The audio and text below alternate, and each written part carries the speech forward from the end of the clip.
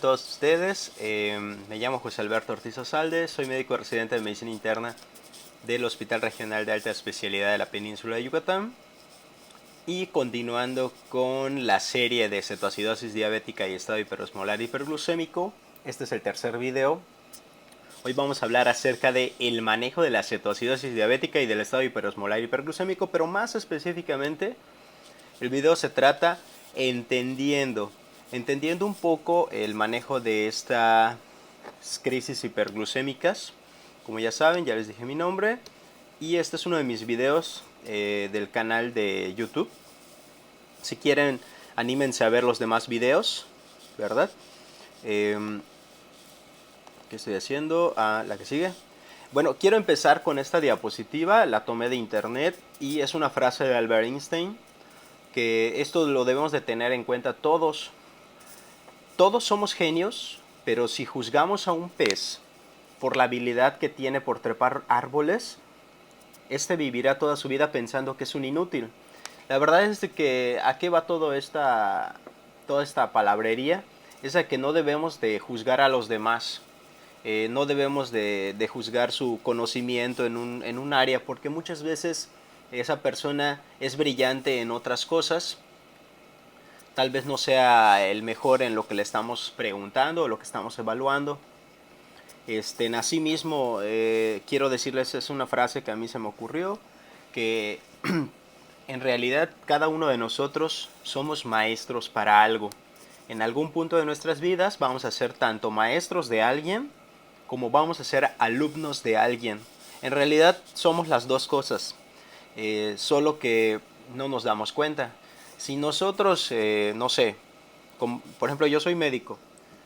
Si yo quisiera hacer una casa, por ejemplo, agarrar el cemento y hacer una casa, obviamente yo no podría, yo no sé eso.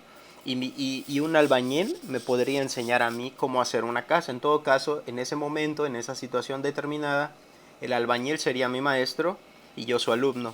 Claro, o sea, si el albañil le da catarro o una infección respiratoria, obviamente yo le puedo enseñar a él, yo sería su maestro y él sería mi alumno. Entonces, por favor, no seamos soberbios con el conocimiento que poseamos. Al contrario, si nosotros poseemos conocimiento, pues debemos de transmitirlo a los demás, enseñar a los demás. Y no ser soberbios. Si alguien sabe algo que nosotros no, pues ser humildes y aceptar que no sabemos algo y aprender. No pasa nada. Bueno, lo importante es esto. Comprender es mejor que memorizar. Entonces, la idea de este video es de que nosotros comprendamos lo mejor posible cómo es el manejo de cetoacidosis diabética. Para eso vamos a desglosar las palabras del tema, en este caso cetoacidosis diabética, en estas tres palabras: ceto, acidosis y la palabra diabética. La palabra ceto y acidosis hacen referencia al acúmulo de cuerpos cetónicos, que en realidad son ácidos no volátiles. La palabra diabética hace referencia a la característica principal, que evidentemente es la hiperglucemia. Y obviamente los cuerpos cetónicos son ácidos y van a condicionar este pH, este bicarbonato y este anion gap. Esto es una acidosis metabólica de anion gap elevado. También obviamente el acúmulo de cuerpos cetónicos pues va a favorecer la presencia de cetonas en la orina o cetonuria, y o cetonemia, que es la presencia de cetonas en la sangre mayores a 3 milimoles por litro, ¿verdad? Que es el parámetro. La hiperglucemia, el punto de corte es mayor de 250 para cetoacidosis y más de 600 para estado hiperosmolar. Esto va a favorecer que se rebase el umbral en el túbulo contorneado proximal, y al rebasarse el umbral de reabsorción, pues entonces va a perderse glucosa a través de la nefrona.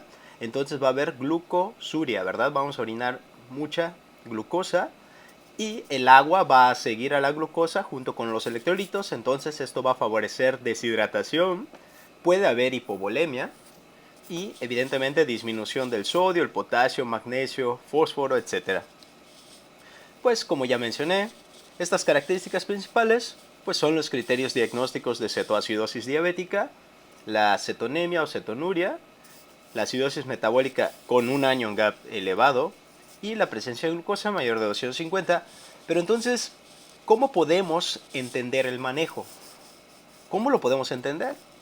Pues bueno, entendiendo los aspectos que son fundamentales y que tenemos que corregir, que son estos: esto, esto y evitar esto.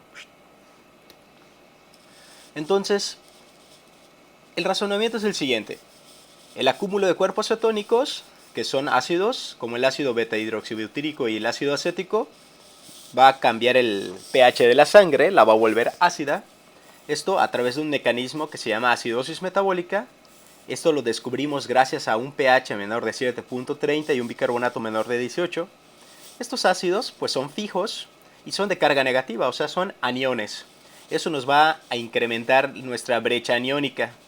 Lo normal de la brecha aniónica es 8 más menos 2, o sea, sería hasta 10 o 6 como los parámetros de límites de normalidad, pero la va a prolongar, la va a incrementar a más de 10 este acúmulo de ácidos no volátiles porque son de carga negativa. Asimismo, debemos recordar que la hiperglucemia favorece presencia de glucosa en la orina, o sea, glucosuria. Perdemos líquidos, perdemos electrolitos, es lo más importante. ¿Y cómo crees que podríamos mejorar o corregir estos aspectos que acabo de mencionar? Yo les preguntaría a ustedes: si el paciente tiene pérdida de volumen, pérdida de agua, tiene deshidratación, y si le damos soluciones. Recordemos que los pacientes clásicamente, cuando pensamos en diabetes, pensamos en insulina, pensamos en glucosa elevada, y la insulina disminuye la glucosa. Entonces, ¿le daremos insulina a estos pacientes? Si ya les he dicho que el paciente tiene acidosis y nosotros conocemos al bicarbonato como un mecanismo para contrarrestar esa acidosis, ¿ustedes creen que deberíamos de darle bicarbonato?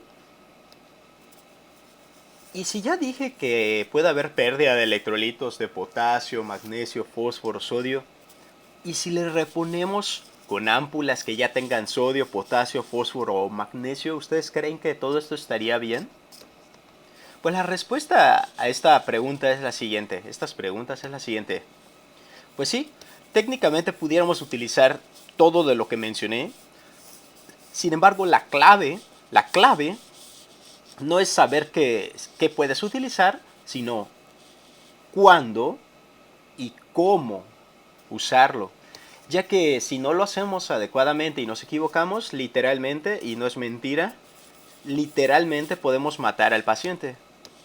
Entonces, antes que nada, antes de que hablemos del tratamiento de la crisis hiperglucémica, vamos a decir unas cosas. Primero que nada, todo paciente puede presentarse de maneras diversas. O sea, el paciente no llega y te dice: hola doctor, tengo cetoacidosis diabética. En la práctica diaria, el paciente con cetoacidosis diabética y estado hiperosmolar pueden llegar caminando tal vez y refiriendo que tienen náuseas, vómito y algunos datos de deshidratación, pero ese es un extremo. Pero pueden llegar en otro extremo: el paciente puede estar chocado, el paciente puede llegar traído por los familiares porque está inconsciente, con mal aspecto general, etcétera, ¿no? Y por tanto, en la práctica clínica, el paso inicial en todo paciente que acabamos de conocer y de ver, el paso inicial para todo paciente es evaluarlo clínicamente, tomarle los signos vitales, ver si no tiene una situación clínica que comprometa su vida de forma inmediata, y esto para saber si tienes que hacer algo antes de que empecemos con otros manejos, ¿no? Entonces, así que si tú ves mal a tu paciente, apúrate y considera lo que voy a mencionar.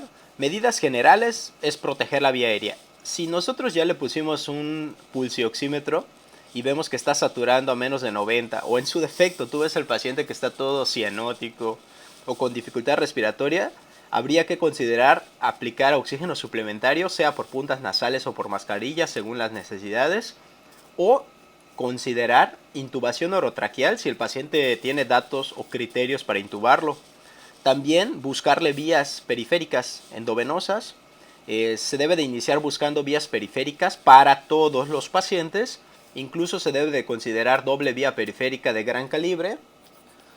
Y hay que hacer la consideración del catéter venoso central, pero siempre debemos de recordar que en ese momento el catéter venoso central no es una prioridad. Sin embargo, sí, evidentemente más adelante se puede considerar colocar el catéter venoso en central, si es que tiene indicación. El control de líquidos hay que individualizar, esto es opcional.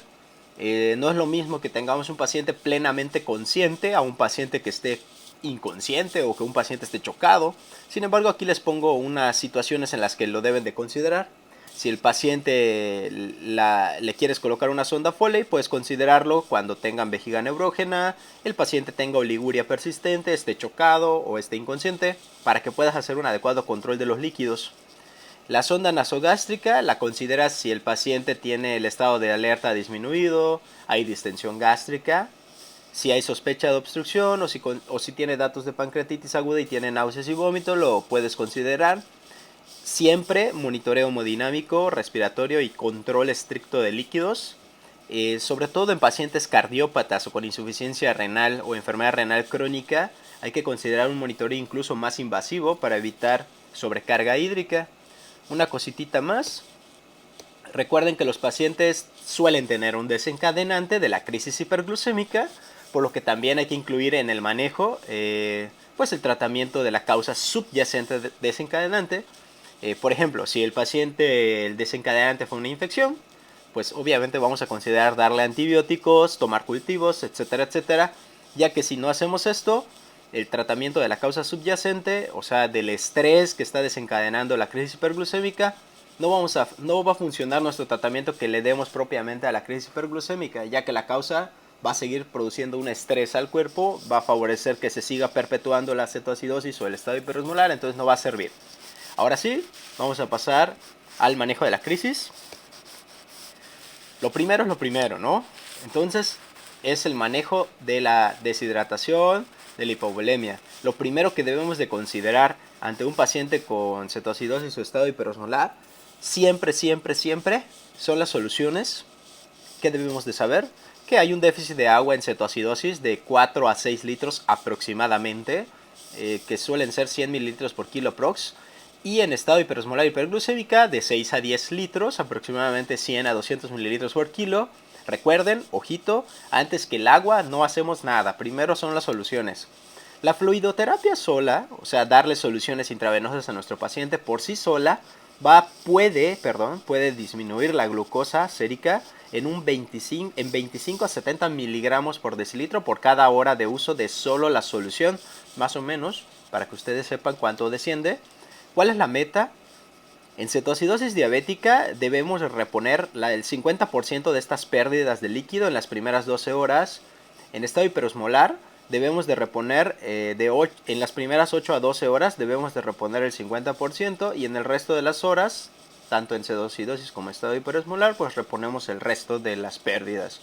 O en otras palabras, o un poco más sencillo, si el paciente estamos considerando que en cetoacidosis diabética tiene un déficit de 4 a 6 litros, pues bueno, en las primeras 12 horas de la cetoacidosis vamos a reponer, ¿cuánto? Si es 6, vamos a reponer los 3 litros en las primeras 12 horas, ¿no? Esto no es una receta de cocina, pero sí es importante tenerlo en consideración. La fase de reanimación hídrica, ¿qué es? Tanto en cetoacidosis como estado hiperosmolar, las primeras 1 o 2 horas se le llama fase de reanimación hídrica, que es cuando tenemos que reanimar más a nuestro paciente, dándole cantidades más grandes de soluciones. La solución inicial, tanto en cetoacidosis diabética como en estado hiperosmolar, la solución que vas a utilizar de inicio es solución salina al 0.9%. Solución salina al 0.09%.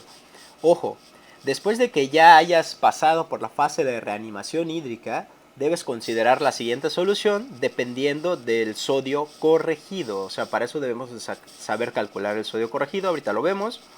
Si el sodio corregido de nuestro paciente está entre 135 y 145, que es normal, o tiene un sodio mayor a 145, la solución que vas a seguir es una solución salina al 0.45%. Sin embargo, si el paciente tiene un sodio corregido menor a 135, la solución va a seguir siendo la solución salina al 0.9% con la que empezamos. El sodio corregido, vamos a tomar en cuenta dos cosas. Si la glucosa del paciente que tiene en ese momento es menor a 400, la fórmula que vamos a utilizar es esta: sodio plasmático más 0.016 por glucosa que tengamos menos 100. Eso nos va a dar el sodio corregido. O un cálculo mental es que por cada 100 miligramos de glucosa arriba de 100, por ejemplo, si tiene 200 miligramos de glucosa, entonces, ¿cuántas veces hay 100 arriba de este valor? Pues una vez, ¿no? Tiene 200 y arriba de 100 solo tiene una vez 100, entonces quiere decir, o sea, creo que los pude confundir un poquito, pero en esencia es que en este caso, de ejemplo de 200 miligramos de glucosa, vas a incrementar el sodio que tengas. Por ejemplo, si el paciente en ese momento tiene 132 y tiene 200 de glucosa, tú le vas a aumentar a ese 132 1.6, o sea que el paciente realmente su sodio corregido sería 133.6, ¿verdad? Cuando los pacientes se presentan y tienen una glucosa arriba de 400, esta constante se va a cambiar y se va a cambiar por 0.024, pero en español quiere decir que vas a incrementar 2.4 miliequivalentes por cada nuevos 100 miligramos arriba de 100. Pero esto es cuando tiene valores de glucosa arriba de 400. ¿Dale? Esto es la forma correcta de corregir el sodio. Y esto es la pauta que nos va a servir para saber qué tipo de solución le vamos a colocar después de la fase de reanimación hídrica. Aquí les puse un ejemplo, por favor repito, es un ejemplo de cómo podría estar distribuida las soluciones, y estoy hablando solo de la solución salina. En las primeras 2 horas, vean como aquí es tiempo, la línea del tiempo, una, segunda, tercera, cuarta, quinta, sexta hora, etcétera, etcétera. Y vean cómo las primeras 2 horas, que es la fase de reanimación hídrica, le vamos a pasar 2 litros. Y aquí lo dividí así: 1 litro la primera hora, otro litro la segunda hora. Otra manera es pasarle 20 mililitros por kilo de peso, lo que nos dé. Se lo tenemos que pasar en 1 o 2 horas. Posteriormente, en las siguientes 4 horas, hay que pasarle 2 litros aproximadamente. La literatura te dice que puede ser a un ritmo de 250 a 500 mililitros por hora. Yo, a manera de ejemplo, lo puse de esta manera: en la tercera hora 500, cuarta 500, quinta 500, sexta 500, así ya son 2 litros. En las siguientes 6 horas, de la hora 7 a la hora 12, le vamos a pasar otros 2 litros, ¿verdad? Esto es meramente un ejemplo. Igual el ritmo te dice la literatura de que de 250 a 500 mililitros por hora. Y aquí puse un ejemplo, ¿no? 500 mililitros la séptima hora, 500 mililitros la octava, y luego a 250 mililitros cada hora. Esto sirve nada más de ejemplo de cómo lo podrían distribuir. Sin embargo, esto no es receta de cocina. Todo paciente se debe de individualizar dependiendo de sus necesidades. No es lo mismo que el paciente sea un paciente ya ancianito y que mida 1.30 y que esté flaquito. No le vamos a pasar 4 litros de golpe, porque en realidad podemos encharcar al paciente y lo podemos empeorar. A que tengamos un paciente de 2 metros y que pese 130 kilos, ¿verdad? Ahí las cosas serían diferentes. Por eso en las guías te ponen como parámetros o pautas. La clave del éxito en estos pacientes es la vigilancia constante de sus signos vitales, la vigilancia de su estado de hidratación, y obviamente estar evaluando llevando un control estricto de líquidos y evitar el edema de pulmón, ¿verdad? O sea, encharcar al paciente. Ojo, por favor, esto es muy importante. Cuando la glucosa del paciente en cetoacidosis sea menor de 200 y en estado hiperosmolar sea menor de 300, hay que modificar la solución por una que ya contenga glucosa. Quiero que entiendan que para esta esto que estoy poniendo aquí hace referencia a que en realidad el paciente ya está con las soluciones, ya empezó la solución con insulina y que por eso la glucosa está disminuyendo más, ya que si sigue con la insulina y nosotros no modificamos la glucosa, perdón, no modificamos la solución que ya tenía de solución salina a una solución que tenga ahora solución glucosada más solución salina, le podemos condicionar al paciente a hipoglucemia y eso es peor.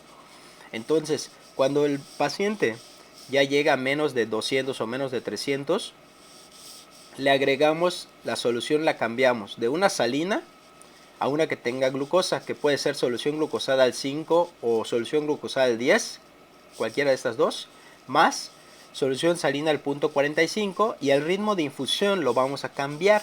Ya no va a ser de 250 a 500 mililitros, sino que va a quedar en un ritmo entre 150 y 250 mililitros, pero esto según las necesidades del paciente, que es lo que les decía.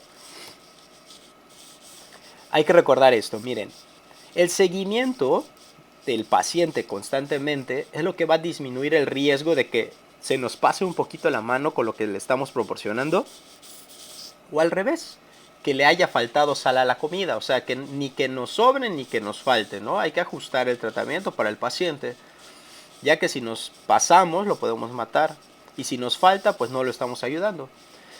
Cada hora, de manera inicial, hay que estar tomando la glucosa. Ya más adelante, cuando el paciente ya se encuentre más estable, lo podremos evaluar cada hora o cada 2 horas. La gasometría venosa nos va a servir para evaluar el pH y el bicarbonato, y los electrolitos séricos y la química sanguínea, donde vamos a evaluar la creatinina y el BUM, la vamos a evaluar cada 2 a cada 4 horas, y esto es hasta que el paciente ya se encuentre estable. Por favor, esto no lo debemos olvidar y lo voy a estar mencionando en todas las demás diapositivas. Entonces pasemos a la insulina. Como ya habíamos visto en este esquema, la glucosa es parte de la fisiopatología y tenemos que combatir a la glucosa elevada, y también tenemos que combatir o eliminar esta acidosis. ¿Cómo lo hacemos? De alguna manera tenemos que evitar que se siga perpetuando este acúmulo de cuerpos cetónicos. Entonces, punto 1, precaución, cuidado. No debemos de iniciar la infusión de insulina hasta que estemos seguros que el potasio plasmático es mayor o es igual a 3.5 miliequivalentes y que el paciente tenga uresis. Idealmente es que la presenciemos a través de una sonda Foley. ¿Cuál es el razonamiento? Pues bueno, en cetoacidosis diabética y estado hiperosmolar es esperado que haya un déficit total real de potasio, o sea, que esté disminuido tanto el potasio intracelular como el extracelular. Todo el potasio del cuerpo del paciente va a estar disminuido. Sin embargo, esta acidosis que van a presentar estos pacientes puede condicionar que falsamente tengamos un potasio elevado, plasmático. Si nosotros iniciamos la insulina con niveles de potasio menores a 3.5, se podría disminuir súbitamente aún más los niveles de potasio plasmático, y esto nos va a causar una hipocalemia severa, que en realidad es un potencial riesgo para la vida del paciente. No sé si me expliqué, pero ahí va. El paciente en cetoacidosis diabética siempre va a tener el potasio disminuido, el potasio total. Sin embargo, como el paciente va a presentar acidosis, esta acidosis va a favorecer que el potasio que estaba dentro de las células salga hacia el líquido extracelular y hacia el plasma. Entonces, falsamente podemos tener un potasio que nos muestre que está normal. Si nosotros no conocemos el nivel de potasio, no debemos ni siquiera empezar la infusión de insulina. Porque si el paciente inicialmente tenía un potasio menor a 3.5 y nosotros no lo sabemos, no sabíamos que tenía un potasio menor a 3.5 y le empezamos la insulina, podemos bajar más el potasio y esto va a ser una hipocalemia, que si es importante la hipocalemia, nos puede desencadenar una arritmia cardíaca y el paciente se puede morir. Entonces, precaución, no iniciar infusión de insulina hasta asegurar que tengamos un potasio que sea mínimo mayor a 3.5 y que tenga uresis el paciente. La insulina, ¿cómo se prepara? Agarras 100 mililitros de solución salina al punto 9 y esos 100 mililitros, esa bolsita, le vas a inyectar 100 unidades internacionales de insulina regular. Entonces va a haber una concentración, como fue 100 y 100, va a haber una concentración de, por cada mililitro va a haber una unidad internacional de insulina. Hay 3 métodos para aplicar la insulina en los pacientes con cetoacidosis y estado hiperosmolar. El método más tradicional era el clásico que decían los libros, de darle un bolo inicial de insulina con una dosis inicial de 0.1 por cada kilo y continúas con infusión también a razón de 0.1 por cada kilo por hora. Por ejemplo, si el paciente pesa 70 kilos y estamos diciendo que la dosis es de 0.1, multiplicamos 70 por 0.1 y nos da 7 unidades. Quiere decir que en este método tradicional le vamos a pasar en bolo, o sea, vamos a agarrar la jeringa, vamos a cargar 7 unidades y se las vamos a administrar en bolo, así rápido. Y después de que ya les pusimos ese bolo, vamos a poner la bomba de infusión y le vamos a empezar la bomba de infusión a 7 unidades, que es lo mismo, 7 mililitros, porque ya vimos que 1 mililitro es una unidad en esta preparación. Entonces le pasaríamos 7 mililitros por cada hora. Ahora, el método más actual es el que nos dice que no demos el bolo inicial. No demos el bolo inicial, sino que simplemente empecemos la infusión de insulina regular a una dosis un poquito más alta, a 0.14 unidades por kilo por cada hora. Un ejemplo, 70 por 0.14 nos da 9.8 unidades internacionales por hora, que es lo mismo decir 9.8 mililitros por cada hora. Así se va a poner en la bomba de infusión. Hay un método alterno que es por vía subcutánea. Utiliza insulina rápida y esto solo se ha estudiado y se ha visto que puede funcionar en pacientes con cetoacidosis leve. Se utilizan bolos subcutáneos o IV y estos son cada 1 o cada 2 horas los bolos. Entonces aquí está cómo lo vamos a escribir en las indicaciones médicas. Nosotros pondríamos solución salina al 0.9 100 mililitros más insulina regular 100 unidades internacionales, aplicar en bomba de infusión para empezar a 9.8 mililitros por cada hora. Y obviamente esto lo vamos a ir modificando dependiendo del monitoreo, los resultados del monitoreo que vamos a estar haciendo de la glucosa y los demás parámetros. Acá hay una línea del tiempo y es la evolución desde el inicio de la insulina. Y recuerden, nosotros no empezamos con soluciones y además insulina, sino que empezamos solo con soluciones y después de saber el valor del potasio y ver el resultado y ver que tiene uresis el paciente, comenzamos ya con la insulina, la infusión. Por eso puse acá periodo antes del inicio de la insulina. Recuerden, la infusión de insulina IV puede disminuir entre 50 y 75 miligramos por decilitro por cada hora de uso. Esto es lo que denominamos un descenso meta. Por cada hora de uso de la infusión de insulina debería de descender entre 50 y 75 miligramos por decilitro por cada hora de uso. Pero ojo, nunca permitir disminuciones que sean mayores a 90 miligramos por decilitro por cada hora. Si nosotros presenciamos que no estamos teniendo este descenso, sino más de 90 por cada hora de uso de la infusión de insulina, hay que rápidamente irle disminuyendo la dosis, porque si vamos disminuyendo concentraciones tan grandes, podemos incrementar el riesgo de edema cerebral. Por el contrario, si la glucosa no disminuye a mínimo más de 50, porque ya dijimos que el descenso meta es de entre 50 y 75 por cada hora de uso de la infusión de insulina, pero si ni siquiera está disminuyendo 50 miligramos por decilitro en la primera hora, hay que considerar que el paciente tiene factores que están favoreciendo mayor resistencia a la función de la insulina, por lo que debemos de duplicar la dosis. Si el paciente le estábamos pasando 0.1 por kilo o 0.14 por kilo, debemos de incrementar a 0.2 unidades por kilogramo de hora. Esto se escucha más difícil decirlo por dosis, pero si un ejemplo sería, si al paciente ya le estamos pasando 5 unidades o 5 mililitros por hora en la bomba de infusión, o sea, si hicimos el cálculo y todo y nos dio 5 mililitros por hora y vemos que en la primera hora ni siquiera descendió más de 50 miligramos, se puede considerar incrementar al doble. ¿Cuánto sería el doble de 5 mililitros por hora? Pues sería 10. Le podemos incrementar a 10 unidades o 10 mililitros por hora en la infusión de la insulina. Obviamente esto se debe de continuar bajo una estrecha vigilancia de los niveles de glucosa. Hay que recordar que el beta-hidroxibutirato es el principal cetoácido implicado en la fisiopatología de cetoacidosis diabética. Durante el tratamiento, este se convierte a cetoacetato, lo que hace que la cetonuria incluso se pueda detectar, se pueda persistir o se pueda acentuar.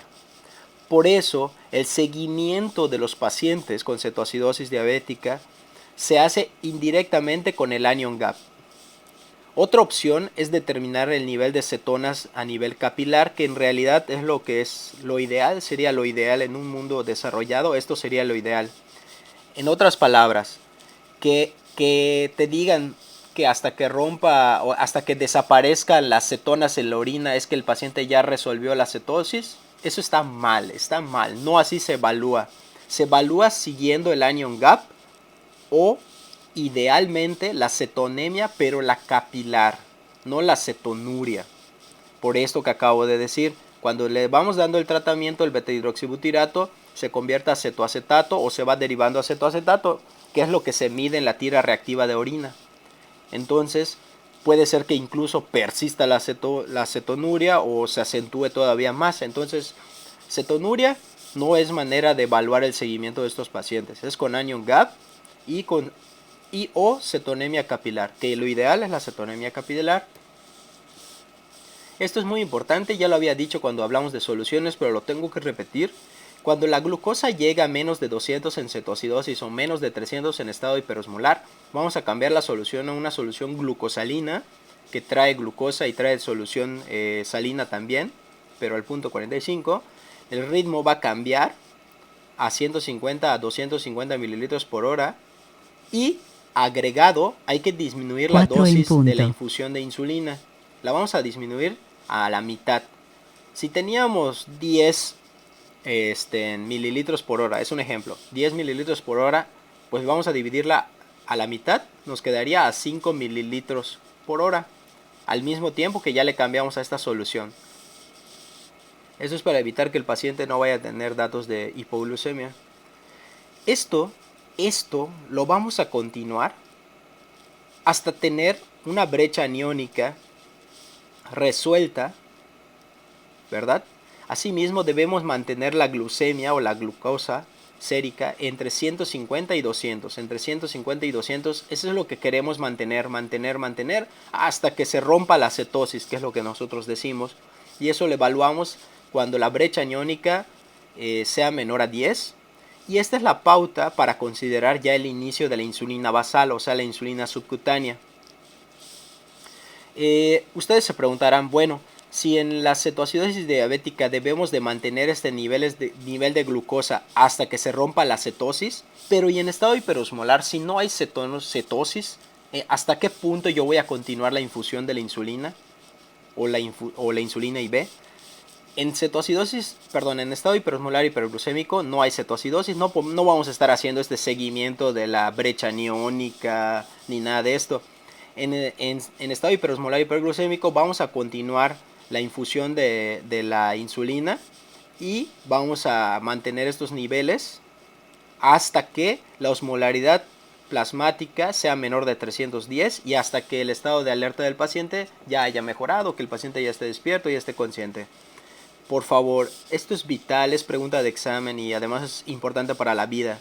Nunca, jamás hay que suspender la infusión de la insulina de manera súbita, nunca bajo ninguna circunstancia, ya que en primer lugar debe de traslaparse en aproximadamente de 2 a 3 horas, deben de estar traslapados la infusión de insulina IB con la insulina subcutánea, ya que esta pues tiene una acción más prolongada.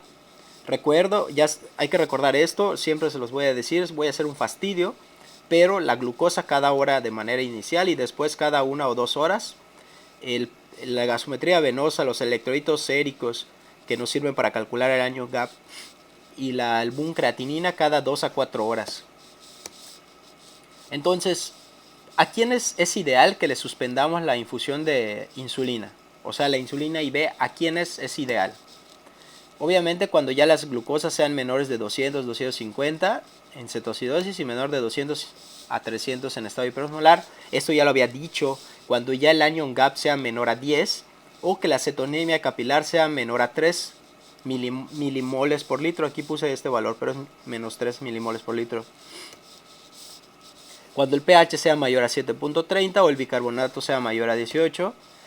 ¿Cómo se debe de dejar el esquema de insulina subcutánea de larga duración? O sea, ¿cómo yo voy a dejar la dosis de la insulina subcutánea o la dosis de insulina basal cuando yo ya vaya a considerar ir a suspender la infusión? Pues bueno, ¿cómo se hace? Hay dos tipos de pacientes. El paciente ya conocido que previamente usaba insulina, le dejamos la dosis habitual que estaba usando de su insulina en glargina, por ejemplo, lo que utilizaba. Ahora, si el paciente no se conocía ni diabético o no usaba, o si era diabético pero no usaba insulina, le vamos a dejar la dosis de 0.5 a 0.8. Hay literaturas que te dicen que es de 0.5 a 0.7. Yo utilizo 0.5 unidades internacionales por cada kilogramo de peso, y esto va a ser una dosis que vas a utilizar en todo el día. La dosis que te dé es por ese día. Y se debe de aplicar en primer lugar 30 minutos antes de que el paciente vaya a comer. O sea, para este punto el paciente ya debería de estar consciente o ya debería de tener la habilidad de comer. Y recuerden, se debe traslapar. O sea, tú vas a empezar esta insulina subcutánea basal, pero tiene que estar mantenida todavía la infusión de la insulina IV, todavía puede ser de 1 hora, 2 horas, o hay quienes la utilizan hasta 3 horas, porque debe de estar traslapado antes de que ya suspendas la infusión de insulina IV.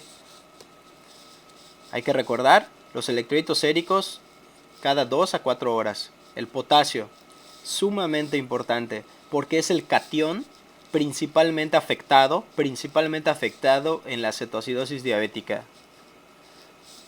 Siempre, el potasio siempre lo vamos a reponer. Lo único que debemos de saber, o lo más importante, es el momento en que vamos a iniciar la reposición. O sea, el potasio en algún punto de la evolución del manejo del paciente con cetoacidosis diabética y estado osmolar, vamos a tener que reponerlo. Pero lo importante es saber en qué momento reponerlo. Y el razonamiento es el siguiente. El paciente con cetoacidosis diabética y estado hiperosmolar se presenta en un contexto de déficit total de volumen, con presencia de deshidratación importante y con un déficit total de potasio, o sea, es la suma del potasio intracelular y el extracelular. El paciente siempre va a tener un déficit total de potasio. Sin embargo, muchas veces la acidosis metabólica suele presentar valores extracelulares o valores séricos falsamente normales o discretamente disminuidos, incluso pudiendo estar en valores elevados. Pero como dije, realmente el valor total del potasio va a estar disminuido.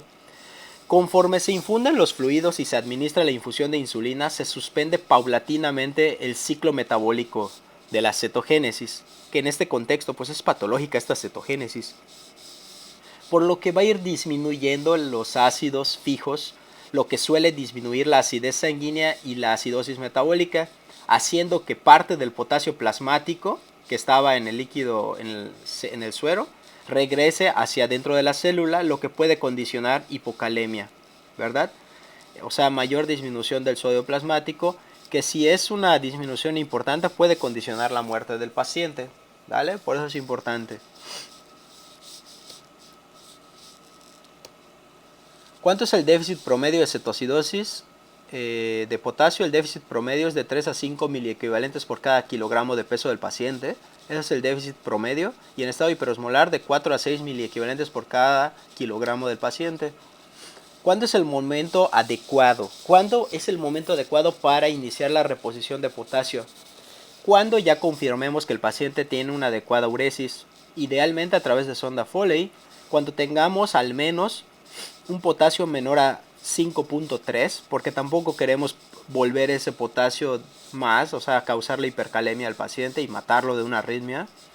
Recordemos que si reponemos con potasios mayores a 5.3 podemos condicionar hipercalemia y esto puede causar arritmia y esto puede causar la muerte del paciente. ¿Cómo son las pautas para la reposición del potasio? Pues aquí les puse los niveles de potasio plasmático que podríamos tener. Por ejemplo, si el paciente tiene un potasio plasmático inicial mayor a 5.3, no debemos de ponerle más potasio a las soluciones, no debemos de reponer el potasio. Debemos de ir repitiendo los electrolitos séricos cada 1 a 2 horas hasta que el paciente tenga un valor de potasio menor a 5.3 y que el paciente está orinando para ya considerar reponer, o sea, administrar. Cuando el paciente tenga valores de 4 a 5.3, le vamos a añadir 10 miliequivalentes de KCl por cada litro de solución que usemos. Si tiene entre 3.5 y menor a 4, le añadimos 20 miliequivalentes por cada litro de la solución que tengamos. Si tiene menos de 3.5, vean esto. Debemos evitar iniciar insulina si tiene menos de 3.5, porque recuerden, si usamos insulina, revertimos la acidosis y disminuye todavía más el potasio, pudiendo causar hipocalemia, pudiendo causar arritmias, pudiendo matar al paciente. Por eso, si tiene menos de 3.5, no empezamos la insulina y debemos de restituir este potasio. Le añadimos de 20 a 60 mil equivalentes de KCl por cada litro de solución que usemos. El promedio podemos utilizar de 20 a 30. Ahora, esto es importante, ojo. Si el paciente no está orinando nada o tiene datos de lesión renal aguda, lo ideal es no reponer el potasio plasmático a menos de que el potasio sea menor a 4 o que haya literalmente cambios electrocardiográficos que sean compatibles con hipocalemia. Solo en esa situación hay que considerar reponer el potasio en un paciente anúrico, pero debemos de considerar que este paciente es muy probable que se vaya a someter a diálisis, ¿verdad? Y recordar, por vena periférica solo podemos pasar como máximo 10 miliequivalentes por cada hora, ya que si pasamos más vamos a romper esa vena, ¿verdad?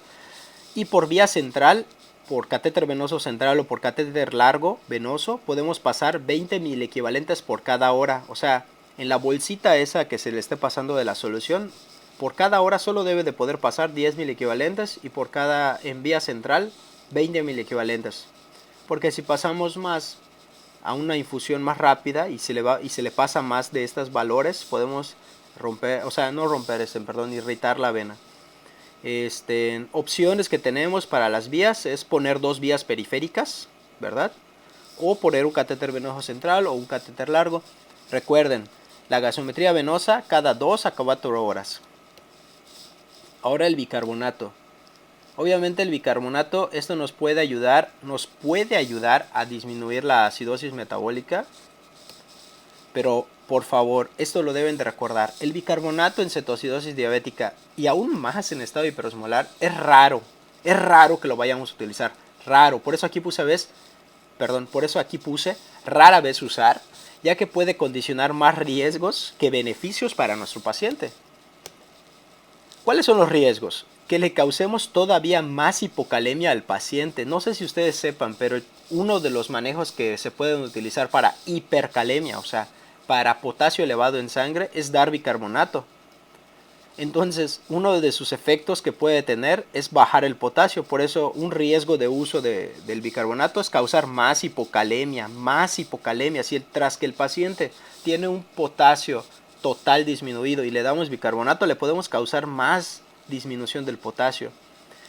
También uno de los riesgos de estar usando el bicarbonato es favorecer una alcalosis que sea remitente, un retardo en la mejoría de la cetosis y un retardo en la mejoría del estado hiperosmolar.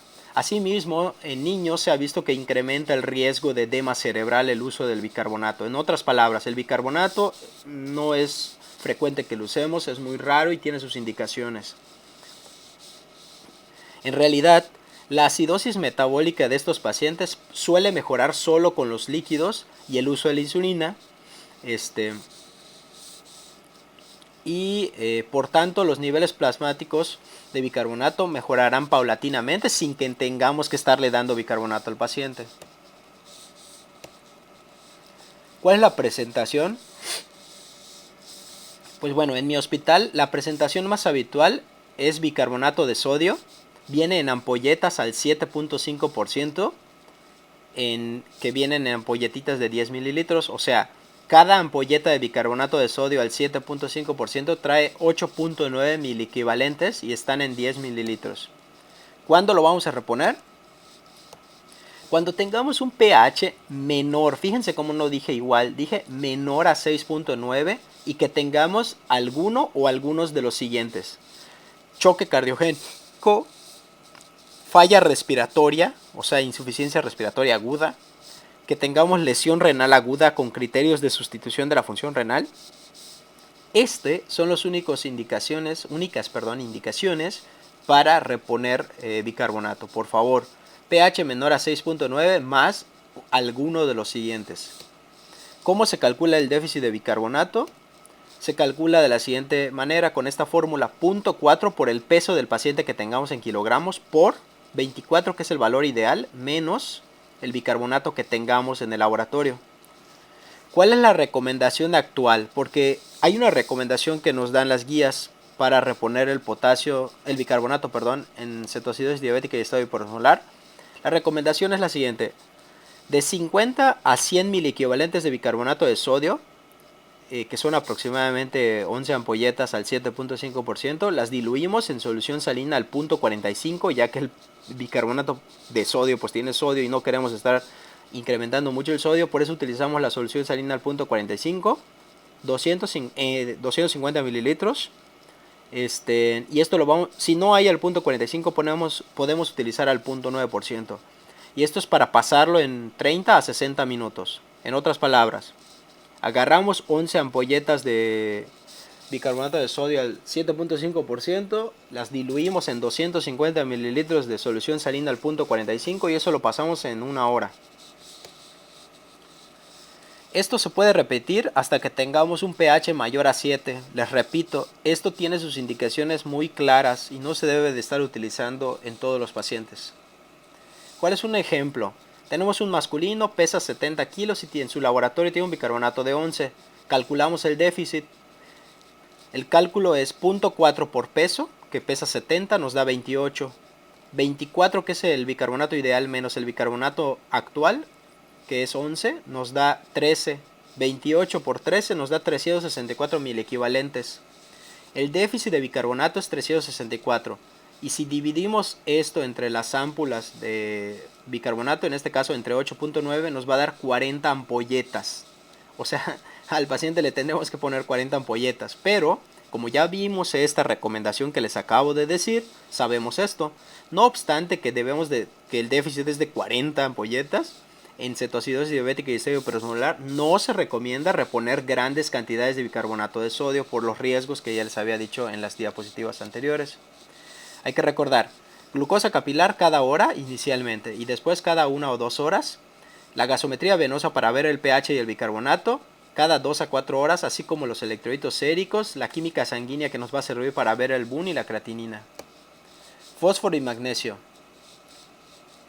El fósforo y el magnesio, similar al potasio plasmático, porque de manera inicial puede estar normal o falsamente elevado. En realidad no hay como una indicación absoluta y muy precisa para su restitución, pero las recomendaciones actuales te dicen que cuando el fósforo plasmático sea menor a 1 y haya repercusiones asociadas a este fósforo, ¿cuáles son esas? Fatiga muscular, rhabdomiolisis, hemólisis, falla respiratoria o arritmias cardíacas, es cuando vamos a considerar reponer. Y el magnesio se repone si el magnesio es menor a 1.2 y hay síntomas asociados a este magnesio bajo, como parestesias, temblores, espasmos musculares, convulsiones, arritmias cardíacas, datos de una hipocalemia que no se resuelva a pesar de estarle reponiendo. Recordemos, cada hora la glucosa de manera inicial, ya que se vaya mejorando el paciente cada 1 a 2 horas. Bicarbonato y pH, electrolitos séricos para ver el anion gap, el BUN y la creatinina cada 2 a 4 horas. ¿Y el sodio qué onda? ¿Qué pex con el sodio? Pues bueno, no debemos de olvidar que la causa de esta hiponatremia es la elevación de la glucosa. Por tanto, el manejo por la hiperglucemia es lo que va a corregir el descenso del sodio. No olvidemos que la administración de las ampolletas que tienen sodio, que es la solución hipertón que le llaman, o las ampolletas al 17.7%, está justificado, pero solo en casos de hiponatremia hipotónica, que además cuenten con ciertos criterios que son muy específicos. En cambio, en la hiponatremia que podríamos ver en las crisis hiperglucémicas es de tipo hipertónica, o sea, es una hiponatremia hipertónica donde no está justificado el uso de la reposición de sodio en ampolletas. Entonces, debido a que es una hiponatremia hipertónica, se espera que con el manejo de las soluciones y el uso de la insulina se corrija. Entonces no vamos a reponer el sodio. Oye, bro, pero ¿y cómo sé que ya se resolvió todo el problema? Pues bueno, ¿se acuerdan de este esquema? Conforme vamos dándole el tratamiento, se van mejorando los parámetros, la glucosa va a descender a una glucosa menor de 200, se va a corregir la acidosis metabólica, el anion gap ya va a ser normal, va a desaparecer la cetonuria, la cetonemia, va a mejorar la deshidratación y los desequilibrios hidroelectrolíticos. ¿Y qué tal? Miren, esos son los criterios de resolución de la cetoacidosis diabética. Oye, pero ¿y qué onda con el estado hiperosmolar? Pues bueno, el manejo del estado hiperosmolar es básicamente lo que ya vimos, es muy semejante, solo hay que considerar que habrá mayor déficit de volumen, mayor deshidratación y que pues no habrá acidosis ni cetonuria. O sea, en caso de haber acidosis pudiera haber, pero no sería de manera significativa.